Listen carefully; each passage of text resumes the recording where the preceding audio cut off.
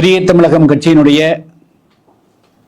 7வது மாநில மாநாடு 2026ஆம் ஆண்டு ஜனவரி 7ஆம் தேதி மதுரையில் நடைபெறுகிறது. புதிய தமிழகம் கட்சி 1997ஆம் ஆண்டு டிசம்பர் மாதம் 15ஆம் தேதி அதிகாரபூர்வமாக இந்திய தேர்தல் ஆணையத்தில் பதிவு செய்யப்பட்டது. அதற்கு பிறகு 6 பெரிய மாநாடுகள் நடத்தியிருக்கிறோம். இது 7வது மாநில மாநாடாகும். இந்த மாநாடு 2026ஆம் ஆண்டு சட்டமன்ற தேர்தல்கள் நடைபெறக்கூடிய சூழலில் நடைபெறுவதால் நிச்சயமாக தேர்தலில் புதிய தமிழகம் கட்சியினுடைய நிலைப்பாடு எப்படி இருக்கும் என்பது குறித்தும் இந்த மாநாட்டில் மிக முக்கியமான தீர்மானங்கள் நிறைவேற்றப்படும். மேலும் தமிழகத்தில் கடந்த 5 மாத காலமாக நான் அனைத்து மாவட்டங்களுக்கும் கிராமந்தோறும் சுற்றுப்பிரயாணம் செய்து வருகிறேன். அதில் தூத்துக்குடி மாவட்டம், திருநெல்வேலி, தென்காசி, விருதுநகர், ராமநாதபுரம், மதுரை உள்ளிட்ட பல மாவட்டங்களுக்கு சென்று வந்திருக்கிறேன். திண்டுக்கல் மாவட்டத்தில் செப்டம்பர் 27ஆம் தேதிக்கு பிறகு தொடர்ச்சியாக ஒவ்வொரு ஒன்றிய வாரியாக கிராமந்தோறும் சுற்றுப்பிரயாணம் மேற்கொள்ளவிருக்கிறேன். இந்த கிராமங்களுக்கு நான் சுற்றுப்பிரயாணம் செய்ததில் மிக முக்கியமாக பல்வேறு விதமான கிராம சூழ்நிலைகளை அறிய முடிந்திருக்கிறது. அதில் குறிப்பாக ஏழை மக்கள், எளிய மக்கள் இந்த டாஸ்மாக் கடைகள் திறந்து 24 மணி நேரமும் சட்டவிரோதமாக செயல்படுகின்ற காரணத்தினால் எண்ணற்ற ஏழைகள் குடிப்பழக்கங்களுக்கு ஆளாகி குடும்பங்களே சிதறக்கூடிய நிலைமையில் இருக்கின்றன. ஒன்று, அவர்களுடைய வருமானங்கள் மிகவும் குறைவாக இருக்கிறது. அந்த வருமானத்தையும் டாஸ்மாக் கடைகளிலேயே தொலைத்து விடுகிறார்கள். 2வது, குடும்ப அமைதிகள் கிடைக்கிறது. குழந்தைகளை சரியாக பராமரிக்கப்பட முடியாமல் போகிறது. பல பேர் 70 வயது 75 வயதிலும் வாழ வேண்டியவர்கள் 50 45 வயதிலே உயிரிழந்து விடுகிறார்கள். கடந்த 5 ஆண்டு காலத்தில் மட்டுமே ஒவ்வொரு கிராமத்திற்கும் 5 பேர் 10 பேர் என்ற மரணம் மீதிய செய்திகள் எல்லாம் கேள்விப்படுகிறோம். எனவே தமிழ்நாட்டிலே மிகப்பெரிய அளவிற்கு இப்பொழுது தமிழ்நாட்டு மக்களுடைய வாழ்வாதாரத்தையும் உடலையும் கெடுக்கக்கூடியதாக டாஸ்மாக் இருக்கிறது. எனவே எங்களுடைய மாநாட்டில் மிக முக்கியமாக இந்த மது ஒழிப்பும் மிக முக்கியமான இடம்பெறும். அதே போல கிராமப்புறங்களில் கடந்த 2021 திமுக ஆட்சிக்கு வந்த பிறகு எந்த ஒரு கிராமத்திலும் யாருக்கும் ஒரு வேலை வாய்ப்பை கொடுத்ததாக தெரியவில்லை. பெண்களுக்கும் கொடுக்கவில்லை, இளைஞர்களுக்கும் கொடுக்கவில்லை. வேறு எந்த விதமான வளர்ச்சியோ முன்னேற்றத்தையோ கிராமப்புறங்களில் காண முடியாத ஒரு அவலம் இருக்கிறது. எண்ணற்ற கிராமங்களில் குடிநீருக்கு இன்றும் குடிநீர் விலைக்கு வாங்க வேண்டிய நிலையிலே இருக்கிறார்கள். நான் கடந்த வாரத்தில் விளாத்திகுளம் பகுதியில் சுற்றுப்பிரயாணம் மேற்கொண்டேன். சூரங்குடி பகுதியில் இன்றும் ஒரு குடம் தண்ணி 10 ரூபாய் 20 ரூபாய்க்கு வாங்கித்தான் குடிக்க வேண்டிய நிலையிலே இருக்கிறார்கள். ஸோ இதெல்லாம் ஏன் இந்த அரசாங்கம் இதெல்லாம் கண்டுகொள்ளவில்லை என தெரியவில்லை. இதுபோல் மக்களுடைய அடிப்படை பிரச்சனைகளையே தீர்க்காமல், அதே போல சாதாரணமாக மதுரை மாவட்டத்தில் சோழவந்தான் பகுதியிலே சுற்றுப்பிரயாணம், வாடிப்பட்டி மற்றும் அலங்கானார் பகுதியில் சுற்றுப்பிரயாணம் மேற்கொண்டேன். எண்ணற்ற கிராமங்களில் 3 சென்ட் வீட்டு மனை கூட கொடுக்கப்படவில்லைங்க. அங்கே சீப்புதூர் என்ற ஒரு பகுதிக்கு போயிருந்தேன். 3 சென்ட் நில வீட்டில் ஒரு அதில் 4 வீடுகள் இருக்குது.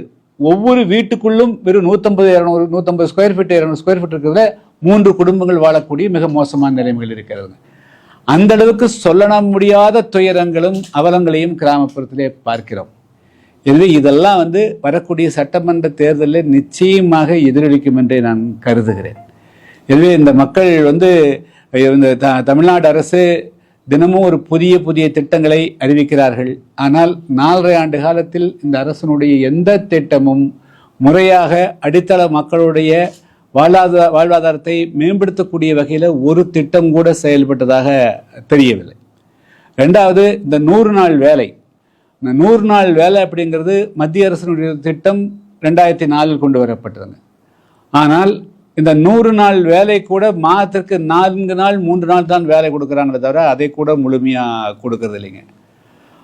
பல இடங்கள்ல வந்து இப்போ சம்பளம் 250 300 ரூபாய்க்கு பக்கம் கொடுக்க வேண்டும் என்று சொன்னா கூட 190 ரூபா கொடுக்குறாங்க, 150 ரூபா கொடுக்குறாங்க, மனம் போல் கொடுக்கிறார்கள். மேலும் வந்து இந்த கிராமங்களில் இந்த வீடுதோறும் கழிப்பறை, அதே போல வீடுதோறும் வந்து குடிநீர் திட்டம் வந்து மத்திய அரசினுடைய நிதியில் நடக்கக்கூடிய திட்டம். எல்லா கிராமங்களிலும் வந்து பைப்பு அதாவது வந்து இணைப்புகள் இருக்கிறத தவிர தண்ணி வர்றது கிடையாது. ஆனால் 2000 முதல் 5000 ரூபாய்கள் பணம் வாங்கியிருக்கிறாங்க. ஸோ இது போன்று வந்து கிராமங்கள் வரையிலும் சாதாரண மக்கள் பயன்படுத்தக்கூடிய குடிநீருக்கு கூட தண்ணி கொடுக்க வேண்டியது, அந்த இணைப்புக்கு கூட லஞ்சம் வாங்கக்கூடிய அளவுக்கு மிக மோசமான நிலைமைகள் இருக்கிறது. இதை இந்த அரசு சரி செய்ய முடியுமா என்று எனக்கு தெரியல. ஆனால் கிராம மக்களுடைய நிலைமை மிக மிக மிக மோசமாக இருப்பதை வந்து என்னால் உணர முடிகிறது. அதே போல் எல்லா இடங்களிலுமே கனிவள கொள்ளை, எந்த விதமான கட்டுப்பாடுகளும் இல்லாமீங்க. இப்போ நாங்கள் வந்து அன்று வந்து நாங்கள் கடந்த 17ஆம் தேதி எங்களுடைய ஆர்ப்பாட்டம் நடைபெற்றது. கோயம்புத்தூர் வந்து நாங்கள் திருச்சிக்கு வந்து ரோடு வழியே தான் போனோம்.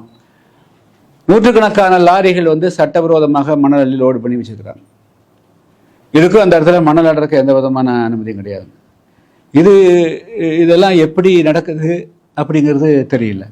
ஸோ ஆளுங்கட்சி அதிகாரிகள் கூட்டு சேர்ந்து கொண்டு தொடர்ச்சியாக வந்து காவிரி ஆற்று மணல் ஆடுறாங்க, எல்லா மணலையும் ஆடுறாங்க. இதே திண்டுக்கல் மாவட்டத்துக்குள்ள சட்டவிரோதமாக பெரும்பாலான குளங்களில் இருக்கக்கூடிய மண் வந்து கொள்ளையடிக்கப்படுகிறது. நேற்று கூட தேனி மாவட்டத்தில் உத்தமபாளையம் பகுதியில் இந்த குவாரிகளை வந்து ஏலம் விடுறது, சட்டவிரோதம் விடுறது, கேரளாக்காரர்களை எடுத்துகிட்டு போகிறது, அதில் வந்து மோதல் ஏற்பட்டு ஒரு இளைஞர் வந்து கொல்லப்பட்டிருக்கிறார். ஸோ இப்படி வந்து எல்லா விதமான கிரைம்ஸ் குற்றங்களும் மிக அதிகமாக அதிகரிப்பதற்கு மிக முக்கியமான காரணம், சட்ட ஒழுங்கு கெடுப்பதற்கு காரணம் ஒன்று மது, ரெண்டாவது வந்து அரசு ஒன்று இருக்கிறதா என்ற ஒரு மிகப்பெரிய கேள்வி இருக்குது. அரசனுடைய செயல், அரசு மேலே இருக்கிற இதுக்கும் வந்து கீழே இருக்கிறதுக்கு எந்த விதமான தொடர்பும் இல்லாமல் அவரவர் ஒரு ராஜ்யம். கிராம நிர்வாகம்னா அவர் தனி ராஜ்யம் நடத்துகிறாரு, தாசில்தார்னா அவர் ஒரு தனி ராஜ்யம் நடத்துகிறாரு, இன்ஸ்பெக்டர்னா அவர் ஒரு தனி ராஜ்யம், டிஎஸ்பி ஒரு தனி ராஜ்யம், ஒரு ஹெட் கான்ஸ்டபிள் அவருக்கு முடிஞ்ச அளவுக்கு அவர் ஒரு ராஜ்யம் நடத்திக்கிறார். ஸோ யாரும் யாருக்கும் கட்டுப்படுற மாதிரி இல்லை, யாரும் யாரையும் கட்டுப்படுத்தக்கூடிய சூழ்நிலையும் இல்லாத அளவுக்கு வந்து ஒரு லாலெஸ்னஸ் தமிழ்நாட்டில் நிலவுவதை நாங்கள் வந்து பார்க்கிறோம். இது வந்து ரொம்ப சரியானது கிடையாது. இது இந்த அரசு திருத்திக் கொள்ளுமா, திருத்த முடியுமான்னு தெரியல. ஆனால் திருத்திக் கொள்வதற்குண்டான காலம் முடிந்து போய்விட்டது. எனவே இதை மாற்றி அமைப்பதற்கு உண்டான காலம் நெருங்கி இருக்கிறது. அது வந்து 2026 அதுக்குண்டான விளைவுகள் ஏற்படும். அடுத்து வந்துங்க, ஜூலை மாதம் 27ஆம் தேதி தூத்துக்குடி மாவட்டம் ஆறுமுகமங்கலை சேர்ந்த கவின் என்ற 27 வயது மென்பொறியாளர் தன்னுடைய சக பள்ளி மாணவியோடு பேசி வந்ததற்காக படுகொலை செய்யப்பட்டார். இப்பொழுது நாளையோடு ஒரு மாதம் நிறைவுற இருக்கிறது. இன்று வரையிலும் அந்த வழக்கில் சேர்க்கப்பட்டிருக்கக்கூடிய அந்த சுர்ஜித்தினுடைய தாயார் கைது செய்யப்படவில்லை, கூலிப்படைகள் முழுமையாக கைது செய்யப்படவில்லை. தமிழ்நாட்டினுடைய முதலமைச்சராக இருக்கக்கூடியவர்கள் வந்து அது குறித்து ஒரு கண்டன அறிக்கை கூட கொடுக்கல. இந்த நிலையில் ஒரு மாதம் கழித்து அந்த கவினுடைய தந்தையை சந்திரசேகரை அழைத்து கொண்டு போய் அவர் வீட்டுக்கு அழைத்து கொண்டு போய் பேச வைக்கிறார்கள். அதுவும் குறிப்பாக சிதம்பரம் நாடாளுமன்ற உறுப்பினர் விடுதலை சிறுத்தைகள் கட்சியினுடைய பொறுப்பாளர் வந்து திருமாவளவன் வந்து தன்னுடைய பொறுப்பை மறந்துவிட்டு, கடமையிலிருந்து தவறிவிட்டு, இதுபோல் வந்து ஏஜெண்டுகளைப் போல, புரோக்கர்களைப் போல, ஆளுங்கட்சிக்கு ஆள் பிடிப்பவர்களைப் போல, பிள்ளை பிடிப்பவர்களைப் போல எங்கெங்கெல்லாம் பிரச்சனை ஏற்படுகிறதோ அந்த பிரச்சனையை அணைப்பதற்கு கூடிய வகையில், அந்த பிரச்சனையை பெரிதாக விடக்கூடாது என்ற வகையில் இது மாதிரி கொண்டு போய் பாதிக்கப்பட்டவர்களுக்கு கூட நின்று போராடி அந்த மக்களை போராட்ட களத்துக்கு கொண்டு வந்து அதன் மூலமாக நீதி கிடைக்க வைத்தால் மட்டும்தான் அது நிரந்தரமான நீதியாக இருக்க முடியும். ஆனால் அவங்க கொண்டு போய் முதலமைச்சர்கிட்ட கொண்டு போய் அந்த அவர்களுடைய போராட்ட குளத்தை மழுங்கடிச்சிட்டு அவர்களை வந்து ஒரு ஏதாவது ஆறுதல் வார்த்தைகளை சொல்லி அனுப்புவது மூலமாக குற்றவாளிகளும் சரி அது பார்த்து கொள்ளலாம், தங்களுக்கும் யாராவது ஒருத்தர் வழி கிடைக்கும் என்ற அடிப்படையில் இருந்து விடுகிறார்கள். இதெல்லாம் வந்து முதல்ல விடுதலை சிறுத்தைகள் கட்சி வடக்கு மாவட்டங்களில் தான் அந்த மக்களுடைய உணர்வுகளை மழுங்கடிச்சிட்டு அவங்க மட்டும் வளர்ந்துட்டாங்க.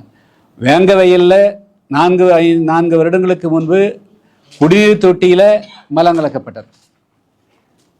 இன்று வரையிலும் அதுக்கு நீதி கிடைக்கல. அந்த வேங்கவையில் இருக்கக்கூடிய ஆதிராவிட பழைய சமுதாயத்தை சேர்ந்தவர்களை கூட்டிட்டு போய் முதலமைச்சர்கிட்ட கூட்டிட்டு போக முடியுதா? கூட்டிட்டு போக முடியல. சரி, விழுப்புரத்தில் வந்து திரௌபதி அம்மன் கோயிலில் இன்னைக்கு வரலும் வந்து திறந்து உள்ளே போக முடியல, வழிபட முடியல. சேலம் திரௌபதி அம்மன் கோயிலில் உள்ளே போக முடியல. சரி, அங்கெல்லாம் அந்த பிரச்சனைக்கெல்லாம் வந்து தன்னுடைய கட்சிக்காக தன்னுடைய சமுதாயத்தை சேர்ந்தவர்களை அழைத்து கொண்டு போய் முதலமைச்சர்கிட்ட அழைச்சி அந்த கோயிலெலாம் திறந்திருக்கலாமல்ல.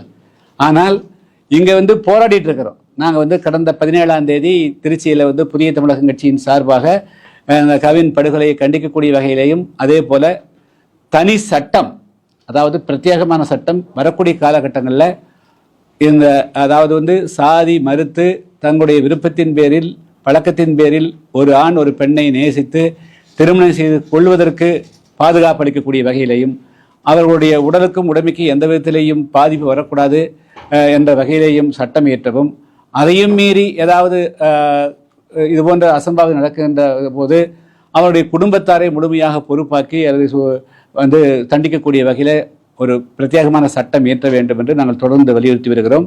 வரக்கூடிய செப்டம்பர் மாதத்திலும் கூட அதுக்கான போராட்டம் வைத்திருக்கிறோம்.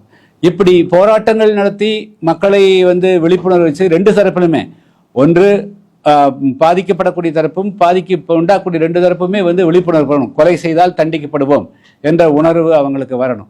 ஆனால் அது இல்லாமல் பல பேர் வந்து கூலிப்படையை சேர்ந்தவர்கள் வந்து அவர்கள் ஃப்ரீயாக்குறாங்க. இப்போ இது மாதிரி வந்து பிள்ளை பிடிக்கிறதுக்கு மாதிரி கொண்டு போய் ஆட்சியாளர்கிட்ட முதலமைச்சர்கிட்ட விடுவதன் மூலமாக இது வந்து ஒரு சமூகத்துக்கு அநீதியைத்தான் வந்து திருமாவளவன் செய்திருக்கிறார். இது வந்து என்னுடைய கண்டனத்தை தெரிவித்துக் கொள்கிறேன். அவர் வந்து ஏற்கனவே பல விஷயங்களில் இந்த ஆதிராவிட மக்களுக்கும் தேவேந்திர மக்களுக்கும் துரோகம் செய்திருக்கிறார். குறிப்பாக வந்து 2009ஆம் ஆண்டு 18% இடஒதுக்கீட்டை 3% அருந்திருக்கும் 15% மீதி பிரிக்கக்கூடிய அந்த இதில் வந்து பெரிய பாதிப்பு உண்டாக்கும் என்று அந்த அனைத்து கட்சி கூட்டத்தில் நான் வாக் அவுட் பண்ணேன். ஆனால் திருமாவளவனும் அதே போல் ரவிக்குமார் 2 பேரும் வந்து உள்ளே இருந்துட்டாங்க. அதனுடைய விளைவாக என்ன ஆச்சுன்னா, அந்த உள்ஒதுக்கீடு சட்டம் வந்தது. இந்த உள்ஒதுக்கீடு சட்டம் வந்த பிறகு கடந்த 15 வருஷத்தில் தேவேந்திர வேளாளர்களும் ஆதிராவிட பழைய சமுதாயத்தை சேர்ந்தவர்களும் ஒருவர் கூட நல்ல உயர் பதவிக்கு போக முடியலைங்க. அது குறித்து நான் ஏற்கனவே இங்கே பிரஸ் மீட் கொடுத்துருக்கிறேன், பல முறை கொடுத்துருக்கிறேன். ஸோ இப்படியெல்லாம் ஒவ்வொரு சமயத்திலும் துரோகம் செய்து கொண்டே இருக்கக்கூடிய ஒருத்தர் வந்து மீண்டும் வந்து இந்த கவின் மேட்டர்லையும் அவங்க அப்பாவை கூட்டிகிட்டு போய் அது வந்து தவறான ஒரு நடைமுறையை உருவாக்குகிறார்கள். இதை வந்து நான் கண்டிக்கிறேன். அது கைவிடணும். அது வந்து அவருக்கு பதவி வேணா, இன்னும் 2 சீட்டு வேணா கொஞ்சம் கூட கிடைக்குமோ தவிர, அது வேறு விதத்தில் வேறு ஏதாவது வேலை செஞ்சால் கூட 2 கிடைக்கலாம், அதை பற்றி ஒன்றும் இல்லை. அது மூலமாக சமுதாய விடுதலை அடைந்த வரலாறுகள் கிடையாது. பல வேலைகள் செய்யலாம், அந்த வேலையை இதனுடைய ஒரு பகுதியாக தான் செய்கிற மாதிரி இருக்குது. அதனால் வந்து இது வந்து நல்லது கிடையாதுங்கிறத நான் எச்சரிக்க விரும்புகிறேன். இல்லை, நாங்கள் வந்து மற்றவங்களோட முதலே தேர்ந்தெடுத்துட்டேன். நாங்கள் ஒரு வருஷத்துக்கு முதலே மதுரை தேர்ந்தெடுத்துட்டோம். நாங்கள் முதல்ல மாநில மாநாடு நாங்கள் வந்து ராமநாதபுரத்தில் பண்ணோம், 2வது வந்து திருச்சியில் பண்ணோம், 3வது மாநாடு திருநெல்வேலி பண்ணோம், 4வது மாநாடு கோயம்புத்தூரில் பண்ணோம், 5வது மதுரையில் பண்ணோம், மீண்டும் 6வது விருதுநகரில் பண்ணோம், இப்போ 7வது மாநில மாநாடு எங்கள் மதுரையில் பண்ணுறோம். மதுரையில் அதாவது மையப்பகுதி அப்படிங்கிறது தான் மிக முக்கியம், வேறு ஒன்றும் இல்லைங்க. அதாவது ஒரு பகுதிக்கு போன திருநெல்வேலி வச்சோன்னா வடக்கிருந்து வரக்கூடியவர்களுக்கும் வந்து ரொம்ப தூரம் பயணிக்கணும். இப்போ திருச்சின்னு சொன்னாங்க, பல வந்து அண்மையில் 2-3 நிகழ்ச்சிகள் நடத்திட்டோம். ஸோ மதுரைங்கிற போது எல்லோருக்கும் வந்து மையமாக வர்றதுக்கு வந்து வசதியாக இருக்குங்க. 2026 யாரோட சார் நீங்கள் கூட்டணி? சார், எங்களுடைய புதிய தமிழகம் கட்சி பொறுத்தளவு நாங்கள் தெளிவாக இருக்கிறோம். கூட்டணியை வந்து இப்பொழுது நாங்கள் முடிவு செய்கிற மாதிரி இல்லைங்க. தமிழ்நாட்டினுடைய பல பகுதிகளுக்கு நான் சென்று வந்த பிறகு தமிழ்நாட்டு மக்களுடைய நிலைமை, பெரும்பாலான ஏழை எளிய மக்கள் நிலை மிக மோசமாக இருக்கிறது. ஒரு கட்சி ஆட்சி முறைக்கு முடிவு கட்டுறது தான் புதிய தமிழகம் கட்சியினுடைய வலுவான நிலைப்பாடு. எனவே அதை நோக்கி, அதனால் வந்து மக்களை வந்து அதுக்கு தான் தயார் பண்ணிட்டு இருக்கிறோம். இப்பொழுது இன்னும் வந்து கூட்டணி இப்போ முடிவு செய்வதற்கு உண்டான காலகட்டம் வரலைங்க. 2026 ஜனவரியிலும் மாநாடு நேரத்தில் தான் ஓரளவுக்கு வந்து ஒரு உத்தேசமாக எங்களுக்கு நாம் எங்கே என்ன செய்யறதுங்கிறது தெரியும். ஆனால் நிச்சயமாக வந்து தமிழ்நாட்டில் ஆட்சியில் பங்கு அப்படிங்கிறது தான் எங்களுடைய பிரதானமான முடிவாக இருக்கும். அதை நோக்கித்தான் எங்களுடைய எந்த முடிவும் இருக்க முடியும். ஏன்னா தனி கட்சி, அது ஒரு கட்சி, அது எந்த கட்சியாக இருந்தாலும் சரி, எந்த தலைவராக இருந்தாலும் சரி, அது தமிழ்நாட்டுக்கு மிகப்பெரிய பாதிப்பு உண்டாக்குது. அதுதான் உண்டாக்கிட்டு வருது. ஏன்னா தனி கட்சி வர்றது மூலமாக ஆட்சிக்கு வந்த உடனே அவர்களுக்கு வேண்டியவர்களை அமைச்சராக போட்டுறாங்க. அந்த அமைச்சர்கள் அவங்க சொந்தக்காரன் வந்தக்காரன் ஜாதிக்காரன் தான் வந்து மாவட்ட செயலாளர் வச்சுக்கிறாங்க. அதே போல் மாவட்ட ஆட்சியர் அப்படி இருந்தாங்க, எஸ்பி வேண்டியவங்க, இன்ஸ்பெக்டர் வேண்டியவங்க, மேலேருந்து கீழே வரையிலும் அது அந்தந்த மாவட்டத்தில் இருக்கக்கூடிய சாதியினுடைய அமைச்சர்கள் இந்த மாதிரி ஒரு மாவட்டத்தில் இல்லாமல் 2 மாவட்டத்தை பிரித்து கொடுக்குறாங்க. அது மோரார்லெஸ் வந்து ஒரு 500-1000 வருஷத்துக்கு இருந்த சாதி நாடுகள் மாதிரி தான் நடக்க தவிர இது ஒரு பொது தத்துவத்தோட சுதந்திரம், சமத்துவம், சமுதாய ஜனநாயகத்துடைய அடிப்படையில் ஆட்சிகள் நடக்கிறது இல்லைங்க. அதனால் முதல்ல இந்த சிங்கிள் பார்ட்டி ரூல் இது வந்து தமிழ்நாட்டு மக்களுக்கு விரோதமானது. அதை ஒழிச்சு கட்டுறது தான் புதிய தமிழகத்தினுடைய பிரதான நோக்கம். அதுக்காக வந்து நான் கடுமையாக கீழே அடிமட்டத்தில் ஒர்க் பண்ணிட்டு இருக்கிறோம். இதுக்கு யாரெல்லாம் ரெடி ஆக்குறாங்களோ, யார் காம்பினேஷன் சரியாக இருக்க முடியுமோ, எது வெற்றியை தருமோ அது அந்த நேரத்தில் ஜனவரிக்கு பிறகு மாநாட்டுக்கு பிறகு முடிவு செய்வோம். ஆனால் மாநாட்டு சமயத்தில் எங்களுக்கு ஒரு கைடு ஒரு 4 மாதம் இருக்கிறனால அந்த நேரத்தில் அந்த சூழ்நிலைகள் ஓரளவுக்கு சரியாக வரும்னு நினைக்கிறேன். மட்டும்தான் சொல்லியிருக்காங்க ஆட்சியில் பங்குன்னு. அப்ப வந்து நீங்க டிவிக்கோட கூட்டணிக்கு வாய்ப்பு தமிழ்நாட்டில் 2026 தலைகீழால் கூட எந்த கட்சியும் 60 சீட் தாண்டாது. தலைகீழா நின்னாலும் அதனால கூட்டணி ஆட்சி தான் தமிழ்நாட்டில் வரும். எப்படிங்க? இல்ல அது என்ன ரொம்ப முக்கியத்துவம் ஏதாவது இருக்குதுங்களா? இல்ல வேற அவங்க ஒரே தான் சொல்றாங்க. தமிழகத்துல இருந்து சிபி ராதாகிருஷ்ணன் அறிமுகப்படுத்திருக்கோம், தமிழகத்துக்கு வாய்ப்பு கொடுங்க அப்படின்னு சொல்றாங்க. திமுகவும் எதிர்ப்பு தெரிவிக்கிறாங்க. அதே மாதிரி தமிழிசை சவுந்தரராஜன் நேற்று கூட சொல்லியிருக்காங்க, அவர் வந்து 40 வருஷமா அரசியல்ல இருந்திருக்காரு அப்படின்லாம் சொல்றாங்க. அதாவது இப்ப வந்து திமுக பொறுத்தளவு வந்து அவங்க ஆட்சியில் இருந்தால் அவங்க கருத்து வந்து தமிழுக்கு இருக்குங்க, ஆட்சிக்கு வந்தால் தமிழெல்லாம் வராது. இதுதான் வந்து திமுகவினுடைய நிரந்தரமான கொள்கை முடிவுங்க. இவர் சிபி ராதாகிருஷ்ணனை பொறுத்தவரை ஒரு நல்ல மனிதர். தமிழர் என்ற முத்திரை அவர் குத்த வேண்டிய அவசியம் கிடையாது. ஆச்சுங்களா? ஒரு தேசிய கட்சியினுடைய ஒரு வேட்பாளருக்கு தமிழ், திராவிடம், இந்த சாதி அந்த சாதி இந்த முத்திரைகள் எல்லாம் தேடுவதே தவறாங்க. ஒன்ஸ் நீங்கள் வந்து ஒரு தேசிய கட்சிக்கு போன பிறகு நாங்கள் தமிழர் நிறுத்திக்கிறோன்னு சொன்னாலே வந்து யூ லூஸ் யுவர் கிரெடிபிலிட்டி. அதனால் வந்து பிஜேபி இதை வச்சு அல்லது வந்து வேறு யாருமே வந்து தேட வேண்டிய அவசியம் இல்லை. ஆனால் பொதுவாக he is a very good man. அதில் ஒன்றும் சந்தேகம் இல்லை. ஒரு தன்மை வாய்ந்த மனிதர். எப்படிங்க?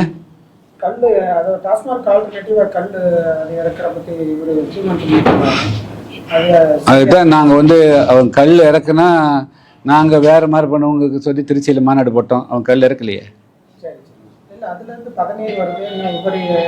அதாவதுங்க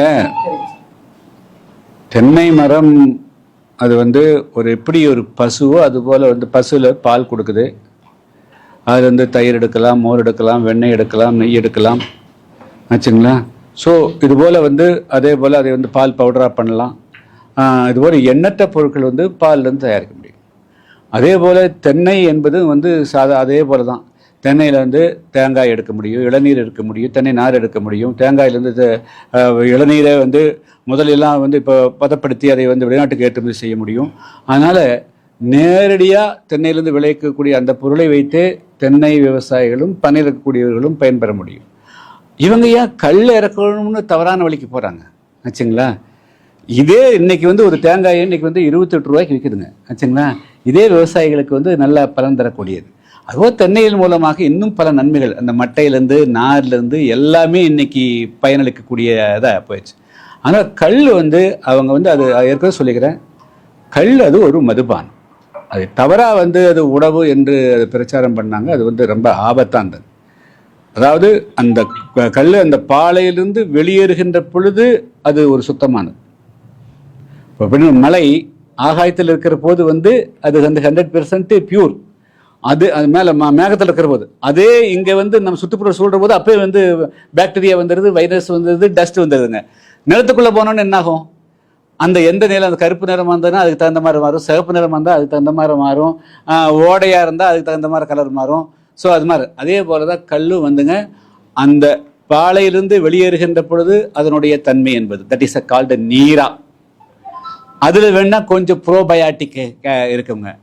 பட் அது வந்து ஒவ்வொரு நிமிஷமும், அதாவது 10 நிமிஷம் கழிச்சு அதனுடைய தன்மை வேற, 1 மணி நேரம் கழிச்சு தன்மை வேற, 4 மணி நேரம் 8 மணி நேரம் போகும்போது அதில் இருக்கிற சுகர் கண்டென்ட் வில் பிகம், அங்கே இருக்கிற ஈஸ்ட்டும் பாக்டீரியாவும் 2 சேர்ந்து அதை டாடி அதை ஆல்கஹாலாக மாற்றிடுது.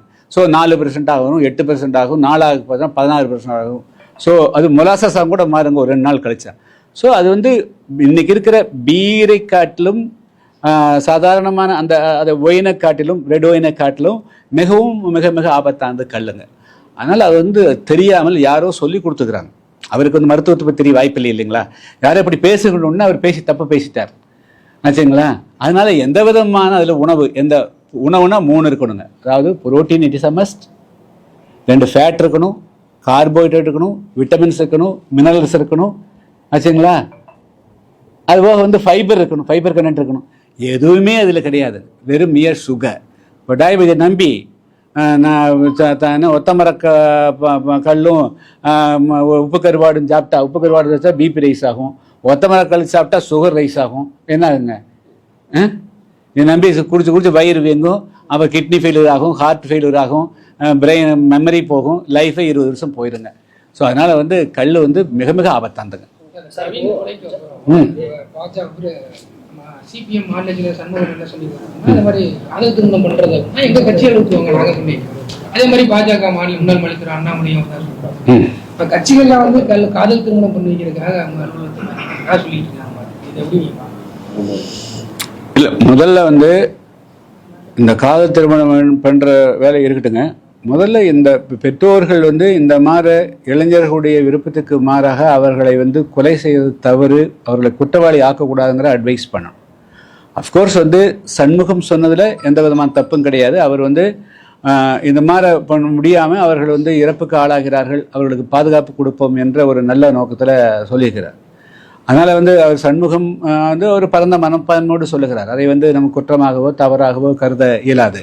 ஏன்னா அவங்க ஆரம்பத்திலேருந்து அவங்க கொள்கை வடிவில் அவங்க சரியாக இருக்கிறாங்க, எங்களுடைய அலுவலகத்தை பயன்படுத்திக் கொள்ளணும். ஆனால் அதுவும் கூட அலுவலகத்திலேயே எத்தனை நாளைக்கு அவங்க இருக்க முடியும்? அரசாங்கம் தான் முழுமையாக அவர்களுக்கு பாதுகாப்பு அளிக்கணும். ஃபர்ஸ்ட் இவங்களுக்கு 2 பேரும் ஒரு மெச்சூர்டாக இருக்கிறாங்க, அவங்களால தங்களை தங்களுடைய வாழ்வாதாரத்தை நிலைநிறுத்திக் கொள்ள முடியும் என்பது தெரிந்தால் நிச்சயமாக பேரண்ட்ஸ் இன்னைக்கு இருக்கிற சுச்சுவேஷனை அவங்க அக்செப்ட் பண்ணித்தான் ஆகணும்.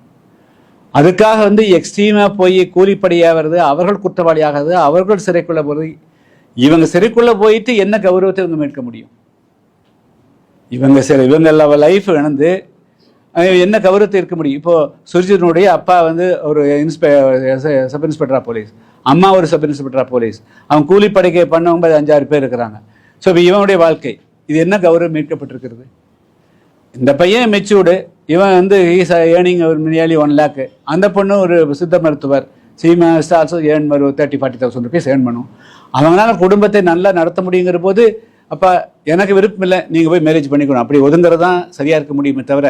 இப்போ மேலை நாடுகள் என்ன நடக்குதுங்க? 18 வயசு ஆனால் பெண்ணு அப்பா கோடீஸ்வரனாக இருந்தால் கூட அப்பாவுடைய தயவலியோ அம்மாவுடைய தயவலியோ யார் எந்த பிள்ளையும் வாழ்றதே கிடையாது. வெளியே அவங்க பாட்டில் ஆட்டோமேட்டிக்காக வெளியே போயிடுறாங்க. மேரேஜ் ஆச்சுனாலே யாரும் எந்த பெற்றோரும் அவங்க குழந்தையோட வீட்டில் வச்சுக்கிறதே கிடையாது. இதுதான் மேலே அமெரிக்காவிலேருந்து லண்டன்லேருந்து எல்லா யூரோப்பிய நாட்டில் நடக்கக்கூடியது. அதனால் தமிழ் சமுதாயம் இந்திய சமுதாயமும் இன்னைக்கு இருக்கிற சூழ்நிலைகளுக்கு தன்னை பெற்றோர்கள் தான் தகவமைத்துக் கொள்ள வேண்டுமே தவிர கொஞ்சம் கஷ்டமாக இருக்கும். நம்ம வளர்த்த பிள்ளை அப்படிங்கிற இதில் எல்லாம் பாசத்தில் எல்லாரும் ஊறிடுறாங்க. இது இந்திய சமுதாயம் கொஞ்சம் பிற்போக்கமான சமுதாயம், பழமை வாய்ந்த சமுதாயம். இந்த சமுதாயம் உடனடியாக இதுக்கு தயாராகுமான்னு சொல்ல முடியாதுங்க. உபதேசம் என்பது வேறு. ஆனால் பிரச்சனைகளை ஒவ்வொருத்தருக்கு வர்ற போது இது எல்லோருக்கும் மன கஷ்டத்தை உருவாக்கக்கூடியது ஜீரணிக்க முடியாத விஷயங்கள் தான் இருந்தாலும் கூட. ஆனால் இந்த 22ஆம் நூற்றாண்டில் இதை தவிர்க்க முடியாது அப்படிங்கிறத எல்லாரும் புரிஞ்சுக்கணும். வேளாளர் எஸ்சி பட்டியலிருந்து எடுக்கணும்னு சொல்லி அந்த ஞாயிற்றுக்கிழமை மாநாட்டில் கான்பாண்டியா கோரிக்கை வச்சிருக்காரு. அவருக்கு ஒன்றுமே சொல்லிங்க. அவர் பெரிய தலைவர், அவர் என்ன பேசுறாருன்னு இன்னைக்கு ஒன்று பேசுவார், நாளைக்கு ஒன்று பேசுவார் ஆச்சுங்களா? அவருக்கு நம்ம பதில் சொல்ல முடியாது. 500 வாக்குறுதியில 373 வாக்குறுதியை திமுக அரசு நிறைவேற்றலன்னு இன்னைக்கு அறிக்கை வெளியிட்டிருக்காரு அன்புமணி ராமதாஸ். அவங்க தொடர்ந்து நாங்க வாக்குறுதி நிறைவேற்ற சொல்லிட்டே இருக்காங்க. எல்லா எதிர்கட்சிகளும் இல்ல 90% நிறைவேற்றிட்டோம் திமுக சொல்றது. 373 வாக்குறுதி நிறைவேற்றலன்னு. அதாவது எந்த வாக்குறுதியை நிறைவேற்றோம் எந்த வாக்குறுதி நிறைவேற்றலைங்கிறது மிக முக்கியமானது. முதல்ல 505 வாக்குறுதி கொடுத்தது அதே ஒரு ஹம்பக், அதே ஒரு ஏமாற்று. ஒரு நல்ல அரசியல் கட்சிக்கு 505 வாக்குறுதி கொடுக்க வேண்டிய அவசியம் இல்லை. இப்போ 505 வாக்குறுதி கொடுக்குற போதே நீங்கள் இந்த மக்களை குழப்பறது தான் நோக்கம்னு முடிவு பண்ணி தான் அதை கொடுத்துக்கிறாங்க. இப்போ இந்த 505 குழப்பத்தில் எந்த குழப்பத்தை நிறைவேற்றிக்கிறாங்க? அவங்க சொன்னது ஏதாவது என்ன நிறைவேற்றிக்கிறாங்க, என்ன போயிருக்கு? நான் தான் சொன்னேங்க, கிராமத்தில் நீங்கள் ஊர் ஊராக போனீங்க, ஆருங்க அதாவது ஸ்டாலின் பேசினார், நாங்கள் எல்லாமே போராடிக்கிறோம் ஒன்றா சேர்ந்து 2014 அப்போ ஏடிஎம்கே ஆட்சி இருந்ததுங்க. அவர் சசி பெருமாள் அவர் தானே, அவர்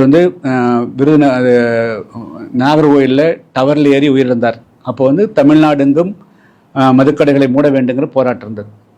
கனிமொழி ஊர் ஊராக போய் இளம் விதவைகள் எண்ணிக்கை தமிழ்நாட்டில் அதிகரிச்சதுன்னு நீங்கள் பேசுனீங்க. வந்த உடனே முதல் கையெழுத்து மதுவுக்கு போடுவோம்னு சொன்னீங்க. அதை நிறைவேற்றினீங்களா? சரி. வீட்டுக்கு ஒருவருக்கு வேலை கொடுக்கறதா சொன்னீங்களே, நிறைவேற்றினீங்களா? சரி. வெளிமாநிலத்தை அதாவது தொழிற்சாலைகள் வந்தால் உள்ளூர்காரர்களுக்கு தான் வேலையில் முன்னுரிமைன்னு சொன்னீங்களே, அதுக்கு சட்டம் ஏற்றினீங்களா? நீட் தேர்வுக்கு சட்டம் ஏற்றிட்டீங்களா? ஆச்சுங்களா? தென் பெட்ரோல் டீசல் விலை அது குறைக்கிறதுக்கு பண்ணீங்களா? அது பண்ணீங்களா? ஆசிரியர்களுக்கு பழைய ஓய்வூதியத்தை பேசுனீங்க, அது செஞ்சீங்களா? போக்குவரத்து தொழிலாளர்களை அவருடைய பழைய ஓய்வூதிய திட்டம் அமலாக்கணும்னு சொன்னீங்க. ஸோ மிக முக்கியமாக எதையெல்லாம் அமலாக்கி இருக்கணுமோ அதுக்கு உண்டான எந்த நடவடிக்கையும் இந்த அரசு எடுக்கலை. அதை விட்டு எல்லாமே பேப்பரில் நிறைவேற்றக்கூடிய சில திட்டங்கள் இருக்கு இல்லைங்களா? இதே இதில் 505 கலப்பு திருமணத்தை ஊக்குவிப்போம்னு சொல்லி அது இருக்குதுங்க. நான் இப்போ ஓட்டப்படாததுலேருந்து தினமரிலிருந்து ஒரு ஃபுல் பேஜ் விளம்பரம் பண்ணேன். அப்போ சொல்லிக்கிறாங்க இவங்க செய்ய மாட்டாங்க, செய்ய கிடையாது. இவங்க அங்கேருந்து வெளியே எவ்வளோ தூரமாச்சு ஆச்சுங்களா? தேர் லாயல் டு த கிங் தான் த கிங் கம்ஸ்ங்கிற மாதிரி இவங்க ராஜ விசுவாசத்தில் சாதி விசுவாசத்தில் திமுக இன்னைக்கு ரொம்ப இருக்குது. அவங்க செய்ய மாட்டாங்க.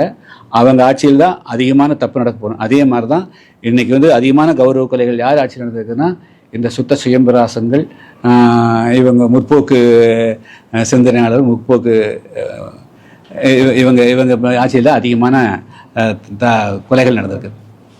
Okay, thank you.